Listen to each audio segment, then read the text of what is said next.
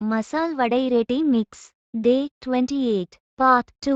மசால் வடை தேவைப்படும்போது தேவையான அளவு ரெடி மிக்ஸ் எடுத்துக்கொண்டு அதில் தண்ணீர் தெளித்து 10 நிமிடம் ஊற வைக்கவும்.